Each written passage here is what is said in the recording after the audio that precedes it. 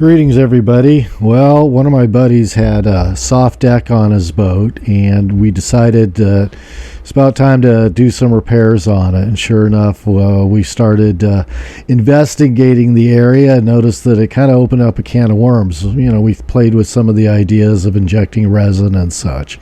But seeing that it was a little bit more extensive, we decided to cut some panels away and start revealing the rotted deck core.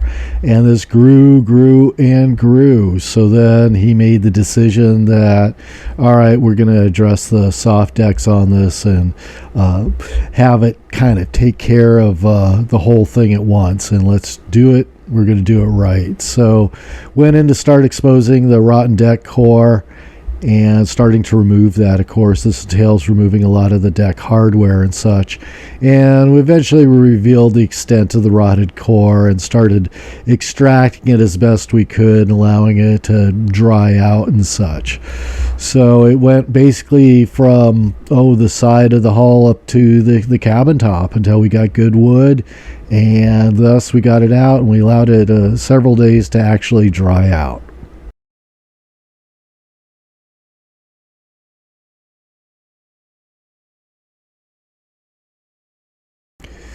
Well, after we gave it some time to dry out, what we decided to do was plank it again with some Marine Corps plywood. So marine grade plywood, this would be a 1/2 inch. So we worked in kind of getting the area prepped. And once we kind of gotten everything kind of all mined out of there, so to speak, we started laying in the wood and cutting it to fit. And then again, we worked on sanding what would be the top side of the interior where the fiberglass was for the interior hull. And this would be the base that the wood would sit on. So we scuffed that up and started to prep that out and get all of our prep all done. And so we wanted to make sure that we would get good adhesion on everything. Then what we did is, this is one of the things that you got to consider with this. I mean, we started off with 2 guys, but we realized, hey man, this is going to need a lot of people, especially for laying it down. So we actually hired this out to the pros from Dover. Rafael and his crew came by, and they had a lot more experience with this. So they definitely kind of took over the job, but we were helping out a little bit, especially getting it sealed off for the winter weather and such. Well, once we kind of got our jigsaw of pieces all together and everything kind of prepped out, now we were going to start to laminate it down. And the first thing we did is we kind of worked in the edges with thickened epoxy. And the type of epoxy we're using is polyester resin. And so we're using polyester resin for a number of reasons. One is that we're going to overlay it with some chopped strand mat, and that has polyester as its kind of curing agent. It allows it to adhere to it as opposed to epoxy resin. Also, we were, at least at this stage, we were thinking about gel coating the top instead of painting it, and that also adheres to polyester resin much better. So that was kind of our game plan with that. So what we did is started with some thickened epoxy, filled in the gaps on the side where the plywood would lay, and this is where the good team approach really came in. And since we had a number of people, we were able to mix up resin and keep this kind of process going without it flashing off. Then what we did is basically, and again, I don't have a lot of footage of it because, we're messing around with polyester resin. Definitely a messy job. And we used that to, between the top of the interior cabin of the boat and the plywood. So we used that as a bonding agent. And we also went down there with some screws and really cinched it down there. So there's really good contact. Gave it a few days to dry. Once it all hardened up and everything was good, the big part really came up, and that's sanding. So we got kind of the new core on there. Our goal here was to sand and contour it, get it all smooth and even, because we basically had one shot at this. Once you put the fiberglass on, you don't want to be going through the fiberglass into the wood. So we had to make sure that it was all really good. And this took quite a bit of effort to kind of get it all fared out that way. So that's where we spent a lot of time. It was nice to have a bunch of people doing this and a lot of tools. Again, we were doing both sides of the boat, and we could see that take quite a bit of time. And once we got this kind of ferreted out, then we filled in some of the gaps with thickened resin and such, and just kind of got it all kind of set up for fiberglass. And again, we go back and sand some of this. So we really wanted it all smooth, knowing that we'd have just one chance at this.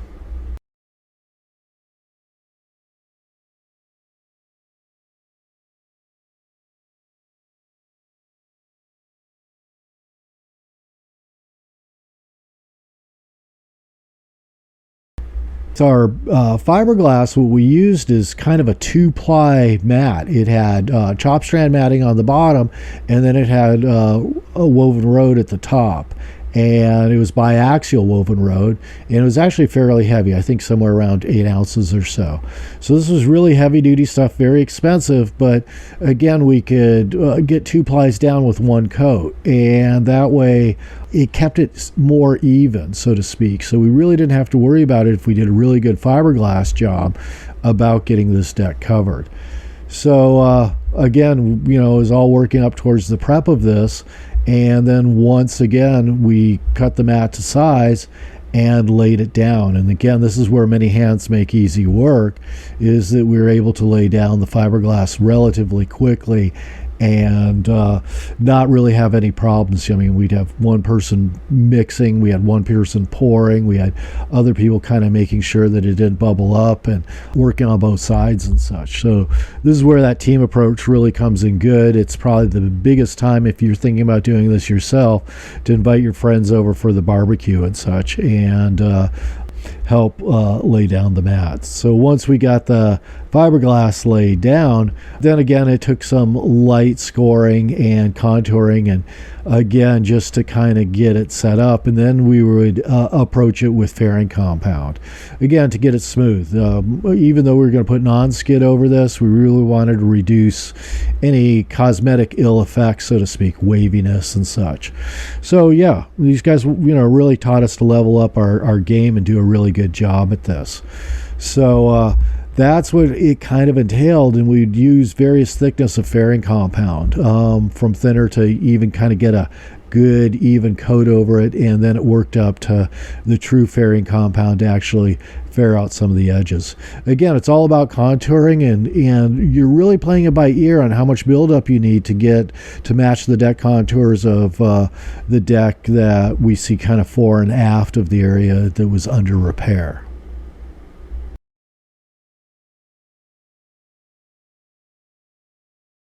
Again, if need to, you could always put a second layer of fiberglass over this for buildup or strength. So again, there's a compromise to the type of strength that you want with this, as well as good coverage. Again, you don't want water penetration into your new core, deck core and such.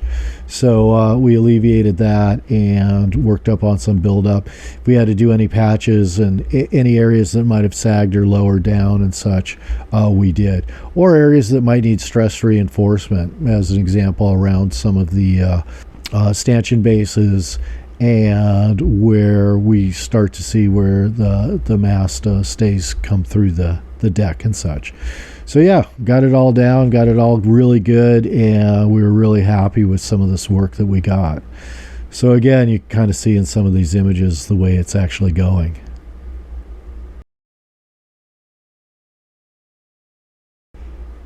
Again, to fair this out, we used various types of things. We used things like thickened polyester resin all the way down to true fairing compound.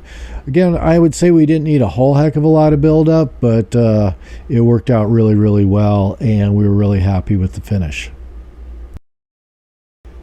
I guess this is a good place to talk about time that's actually involved in this. I think if you had a gang of people, you could maybe complete this in about 3 or 4 weeks.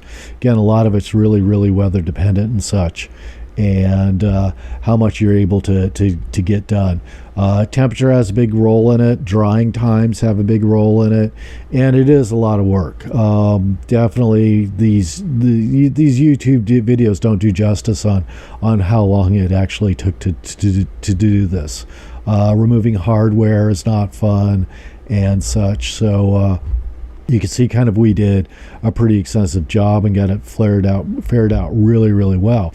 Of course, again, more tough decisions were made at this point. Do you paint it or do you use gel coat? And as I've been getting more involved with boat repair, especially with cosmetics, I really kind of like gel coat. It's a lot like any kind of epoxy paint, a little bit thicker. Might be considered a little bit harder to work with, but I find out that it flows actually pretty well, and I'm actually really happy with the way it kind of goes.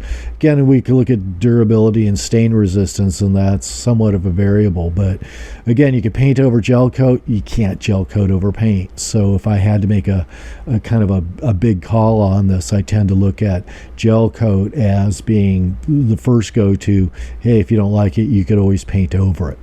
But so here we go with the gel coat and getting that kind of worked out. And of course, you know, we knew we had to do this deck part of it, but what it eventually kind of entailed to was almost a whole topside job.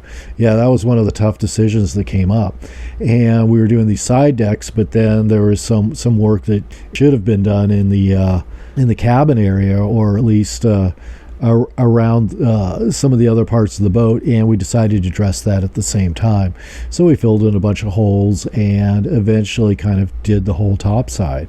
And it definitely showed, and it definitely reflected in you'll see at the very end how nice of a job it actually came out to be.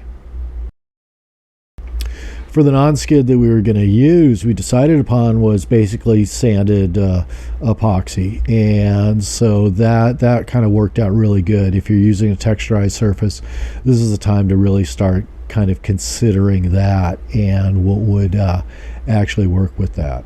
And you can see that we're applying gel coat with not only a brush and roller, but also a spatula. And really what we're kind of doing is trying to get this all leveled out, and that's kind of the name of the game, is keeping everything level and smooth and not trying to have high buildup in certain areas. So following the application of the gel coat, there was a lot of wet sanding to get it smooth and buffing to get it shiny, and that way we could also prep some of the surface for paint, and so that kind of led up to it. And again, cutting and buffing and wet sanding takes a lot of time. If you have many people, again, it makes a lot of easy work for it. So a lot of times when we roll on gel coat, it comes out a little bit rough, orange peel, so to speak, so it takes a little bit of sanding to kind of get it down. But once you've got enough buildup, beauty of gel coat is that you can work it quite a bit and you get it smooth and shiny. So after the gel coat, we decided to paint and give a little bit of contrast to it. And of course, with painting, fairly straightforward, I guess, except for the taping. And yes, there was a lot of taping. So we had a good gel coat base and our non-skid on there, and we decided to paint that. So lo and behold, a bunch of taping and flowing out the paint, and away it goes. And it's definitely looking very ship shape at this point.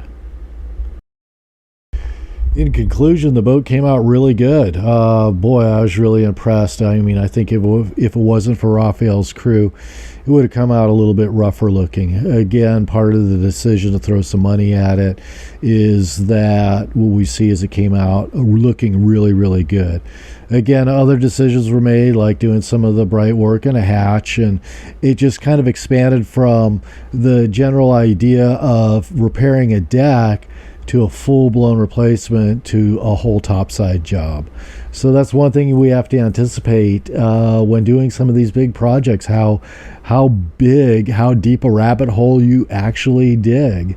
And I'd say even right now we're still waiting on some of the side rails and such, but getting all the hardware back on and making sure everything looks really good also takes a bit of time. So if you have to tackle a project like this, just remember it's going to be a big project.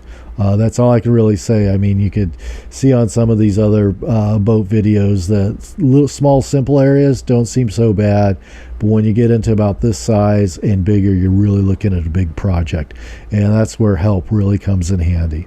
So I hope you enjoyed the video, and you guys have a great day. Bye bye.